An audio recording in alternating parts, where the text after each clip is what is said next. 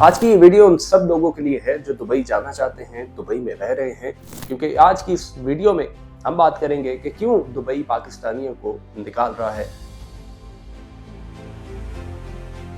जी हाँ, क्योंकि हम उस दुबई की बात कर रहे हैं जो पाकिस्तानियों का तो दूसरा घर था। दुबई हमेशा से पाकिस्तानियों के लिए एक फेवरेट डेस्टिनेशन रहा है, चाहे वो काम के लिए हो, चाहे वो जॉब के लिए हो, बिजनेस के लिए हो या घूमने फिरने के लिए हो। लेकिन ऐसा क्या हुआ कि अब वही दुबई जिसको बनाने में पाकिस्तानियों का इतना बड़ा हाथ है, जिसकी एमिरेट्स एयरलाइन को खड़ा करने में PIA पाकिस्तानियों का इतना बड़ा हाथ है, वो दुबई अब पाकिस्तानियों को अपनी सरजमीन पर बर्दाश्त क्यों नहीं कर रहा। तो आइए वीडियो शुरू करें। रिसेंट कुछ महीनों से हम देख रहे हैं कि दुबई ने पाकिस्तानियों को वीजा देना बंद कर दिया है, और हालांकि वो लोग जिनका दुबई आना जाना फ्रीक्वेंट था, उन लोगों के वीजों पर भी रिजेक्शन का ठप्पा लग रहा है। एक रिपोर्ट के मुताबिक 2023 में पाकिस्तानियों के वीजों पर सबसे पहले रिजेक्शंस लगना शुरू किए गए।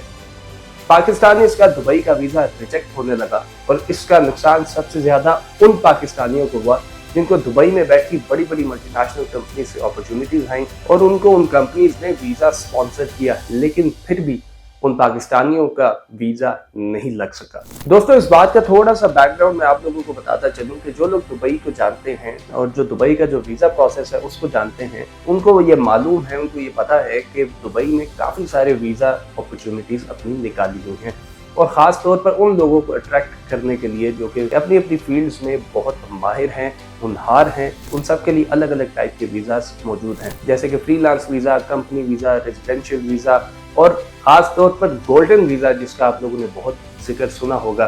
ये उन लोगों के लिए है जो कि बहुत बड़ी इन्वेस्टमेंट लेकर आए दुबई में, या वो अपनी किसी भी फील्ड का एक बहुत बड़ा नाम हो। इसीलिए आप देखते हैं कि शाहरुख खान, संजय दत्त और पाकिस्तानी एक्टर्स इमरान अब्बास, सबा कमर जैसे लोगों को बड़ी आसानी से दुबई का गोल्डन वीजा मिल जाता है। और अब आते हैं वापस वीजा रिजेक्शन की स्टोरी पर।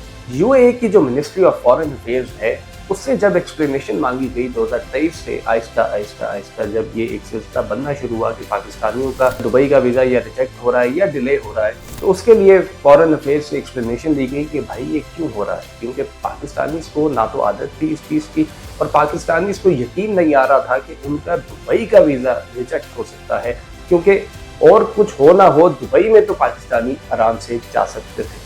तो फॉरेन अफेयर्स का जवाब बड़ा इंटरेस्टिंग था। फॉरेन अफेयर्स का जवाब था कि नो कमेंट्स। तो अब सवाल यह है कि वीजा रिजेक्ट क्यों हो रहे हैं। इसके मुख्तलिफ फैक्टर्स हैं जो आपको वन बाय वन आपको बताते हैं। दुबई गवर्नमेंट ने रिसेंट कुछ सिक्योरिटी इंसिडेंट्स की वजह से काफी पाकिस्तानियों के जो वीजे थे उनको टाइटन करना शुरू किया। जैसे एक पाकिस्तानी गैंग को दुबई में क्रैकडाउन करके पकड़ा गया, जो कि इल्लीगल वीजा और फेक डॉक्यूमेंट्स बनाने में इन्वॉल्व थे।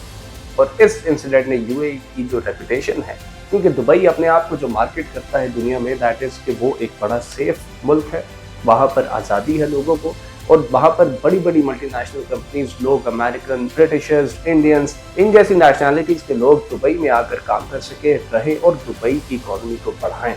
और क्योंकि दुबई की इकॉनमी तभी बढ़ेगी जब पूरी दुनिया के लोग यहाँ पर आकर रहेंगे और पैसा खर्चेंगे। तो इस इंसिडेंट से उसकी इस रेपुटेशन को बड़ा नुकसान हुआ है, क्योंकि अगर दुबई में इल्लीगल वीज़ाज और इमिग्रेंट्स आना शुरू हो गए, तो दुबई में जो नेशनल्स पे करके हज़ारों डॉलर्स पे करके दुबई में रहते हैं, उनके लिए गलत मैसेज जाता। दूसरा फैक्टर, दुबई ने हाल ही में एक एमनेस्टी स्कीम लॉन्च की, जिसमें वो कहते हैं कि जितने भी इमिग्रेंट्स दुबई में मौजूद हैं, जिन्होंने अपना वीज़ा रिन्यू नहीं कराया या जो वीज़े के बगैर दुबई में रह रहे हैं, वो अपना visa free of cost Dubai की फॉरेन मिनिस्ट्री में जाकर अपना जो वीज़ा है वो रिन्यू करवा सकते हैं। वो उनका एक प्रॉपर इंटरव्यू करेंगे, उनका प्रॉपर एक स्कैन करेंगे, और अगर तो दुबई समझता है कि उन लोगों का दुबई में कोई फ्यूचर है या दुबई उनके टैलेंट को इस्तेमाल कर सकता है, तो वो उनको दुबई में फ्री ऑफ कॉस्ट एक वीज़ा इशू करके वहाँ पर रहने के लिए जगह और परमिशन दे देंगे। और अगर वो समझते हैं कि दुबई में उन लोगों का कोई काम नहीं है, कोई इस्तेमाल नहीं है, तो वो उनको अपने मुल्क वापस डिपोर्ट कर देंगे। और इसी वजह से बहुत बड़ी तादाद एक पाकिस्तानियों की ऐसी है जिनको दुबई से निकाला जा रहा है।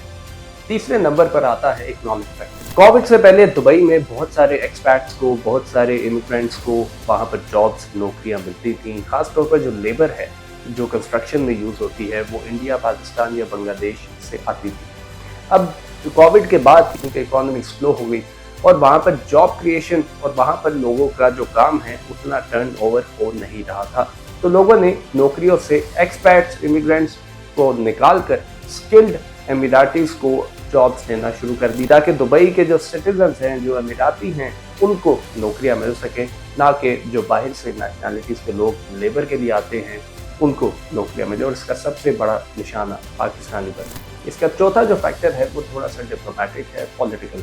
पाकिस्तान और यूएई के दरमियान कुछ डिप्लोमेटिक टेंशंस भी चल रही हैं। फॉर इंस्टेंस पाकिस्तान ने कुछ हफ्ते पहले ईरान के साथ एक ऑयल इंपोर्ट एग्रीमेंट किया जो कि यूएई को कुछ खास पसंद नहीं आया। पॉलिटिकल एनालिस्ट कहते हैं कि पाकिस्तान की फॉरेन पॉलिसी का ईरान की तरफ झुकाव, ये जो वीजा रिजेक्शन का एक सिलसिला चल रहा है, उसकी एक वजह ये भी हो सकती है। जो पांचवा और सबसे बड़ा जो एक मैं समझता हूँ कि एक फैक्टर है वो है पाकिस्तानियों के फ्रॉड के किस्से, जो कि ना पाकिस्तान में खत्म होते हैं और ना ही दुबई में जाकर। और हुआ ये कि कुछ फेक रिक्रूटमेंट कंपनीज रजिस्टर की गई दुबई में और वहां से फेक वीजे के लालच में बहुत से पाकिस्तानियों को फ्रॉड का निशाना बनाया गया। यहाँ से पाकिस्तानियों को दुबई बुलाया जाता और दुबई के एयरपोर्ट से वापस पाकिस्तान भिजवा दिया जाता कि जी आपके वीज़े में कुछ इशू है, जबकि वो पूरा का पूरा जो प्रोसेस था रिक्रूटमेंट का, क्योंकि आपको यहाँ पर बैठे पाकिस्तानियों को बताया कि आपको दुबई की फलां कंपनी में जॉब मिल चुकी है और अब आप प्रोसेस के नाम पर इतने पैसे जमा कराएं तो आपको दुबई में जॉब के लिए बुलाया जा रहा है, जबकि ये पूरे का पूरा प्रोसेस, पूरे का पूरा रिक्रूटिंग प्रोसेस फेक था। फैसल नामी ड्राइवर था जिसको ये कहा गया पाकिस्तान में कि तुम्हारी फलां कंपनी में जॉब लग चुकी है और अब तुम इतने लाखों रुपए दे दो, जिसके बाद तुम दुबई में जाओगे और तुम्हारी जॉब लग जाएगी और तुम वहां से बैठकर पाकिस्तान में अपनी जो फैमिली है उसके लिए कुछ अच्छा सा कमा कर भेज सकोगे। तो होता यह है कि फैसल अपनी जॉब के लिए पैसे देता है उस रिक्रूटमेंट की एजेंसी को, और जब वो दुबई पहुंचता है तो वहां पर पता चलता है कि वो पूरी की पूरी जो जॉब ऑफर थी वो ही फेक थी। फैसल को दुबई से डिपोर्ट करके पाकिस्तान भेज दिया जाता है। इन सब फैक्टर्स को जानने के बाद आप भी सोच रहे होंगे कि यार इसका पाकिस्तान पर क्या असर पड़ेगा। तो पाकिस्तान पर असर यूँ पड़ेगा कि जॉब अपॉर्चुनिटी के लिए दुबई की तरफ देख रहे थे, क्योंकि दुबई में बड़ी बड़ी मल्टीनेशनल कंपनीज मौजूद हैं और वहाँ से जो स्किल्ड जो पाकिस्तानी होते हैं उनको वहाँ से जॉब ऑफर्स अमूमन आती हैं और वो जाते हैं। तो अब होगा क्या कि अगर तो जॉब ऑफर आ भी गई तो वीज़ा की जो एक्सेप्टेंस की जो रेशो है वो बहुत ही कम है और ज़्यादा चांसेस ये हैं कि वो वीज़ा रिजेक्ट हो सकता है। और इसी को देखा देखी जो मल्टीनेशनल कंपनीज हैं वो भी पाकिस्तानीज को जो जॉब ऑफर्स देते हैं वो देना बंद कर देंगे और स्किल्ड पाकिस्तानीज एक अच्छे फ्यूचर से मरहूम रह जाएंगे। दूसरा नुकसान उन लोगों का है जो बिजनेस सेटअप करने का सोच रहे हैं दुबई में या जिनके बिजनेस ऑलरेडी दुबई में है। अब हो ये रहा है कि जो लोग ऑलरेडी दुबई में जॉब कर भी रहे हैं, उनके पास वीज़ा है, उनकी फैमिली भी वहाँ पर है, उनकी प्रॉपर्टी भी वहाँ पर खरीदी हुई है।